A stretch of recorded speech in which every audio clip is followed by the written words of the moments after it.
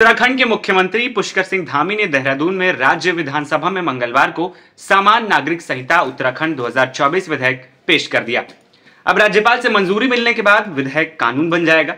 इस बिल में शादी से लेकर तलाक, जमीन जायदाद के बंटवारे, लिव इन रिलेशनशिप जैसे मुद्दों को शामिल किया गया है।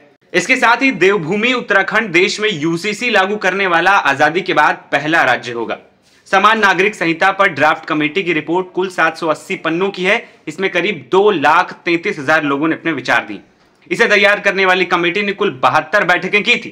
पेश किए गए मसौदे में 400 से ज्यादा धाराएं हैं, जिसका लक्ष्य पारंपरिक रीति रिवाजों से पैदा होने वाली गड़बड़ियों को दूर करना है। आपको बता दें कि उत्तराखंड सरकार ने मई 2022 में सुप्रीम कोर्ट के सेवानिवृत्त न्यायाधीश के नेतृत्व में विशेषज्ञों की एक समिति गठित की थी।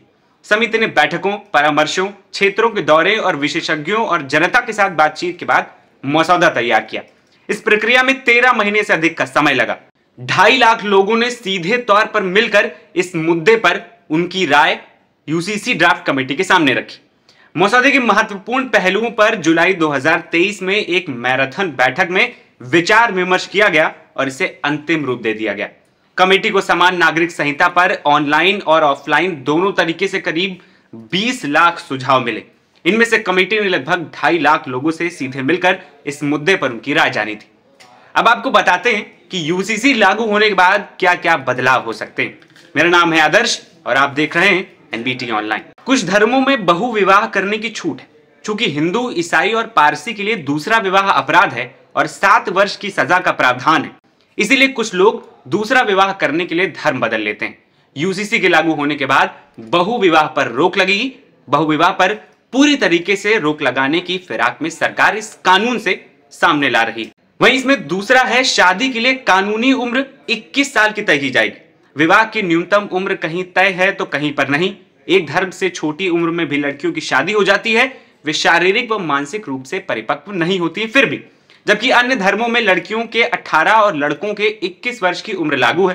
कानून बनने के बाद हर धर्म के लोगों के, युवती हो चाहे युवक हो, शादी की कानूनी उम्र 21 साल तय की जाएगी। वहीं इस ड्राफ्ट में लिव इन रिलेशनशिप को लेकर भी बड़े बदलाव और नए कानून सामने आए हैं, जिसमें अगर बिना रजिस्ट्रेशन के लिव इन रिलेशन में रहते हैं तो उस पर जेल जाने तक का भी एक्शन लिया जा सकता है। इसके साथ लिव इन रिलेशनशिप में रहने वालों के लिए रजिस्ट्रेशन कराना भी जरूरी होगा।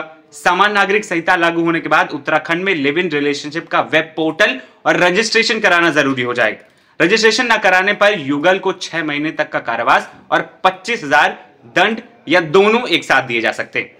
बिल में लड़कियों को भी लड़कों के बराबर ही विरासत का अधिकार देने का प्रस्ताव है। अभी तक कई धर्मों के पर्सनल लॉ में लड़कों और लड़कियों को समान विरासत का अधिकार नहीं था। बिल में बच्चा गोद लेने की प्रक्रिया भी आसान की गई है। मुस्लिम महिलाओं को भी बच्चा गोद लेने का अधिकार देने का प्रस्ताव बिल में है।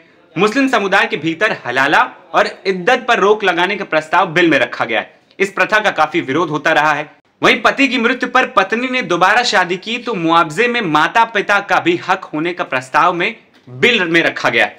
पत्नी की मृत्यु होने पर उसके माँ बाप की जिम्मेदारी पति पर होगी। पति पत्नी के बीच विवाद हुआ तो बच्चों की कस्टडी दादा दादी को देने का प्रस्ताव भी यूसीसी के विधेयक में रखा गया है। उत्तराखंड ही सिर्फ एक ऐसा राज्य नहीं है जो समान नागरिक संहिता यानी यूसीसी पर जोर दे रहा है। बीजेपी शासित राज्य असम ने इस साल के आखिरी में इसी तरह के नियमों को लागू करने की योजना का ऐलान किया है। हालांकि दोनों ही मामलों में आदिवासी समुदाय को छूट दी जाएगी।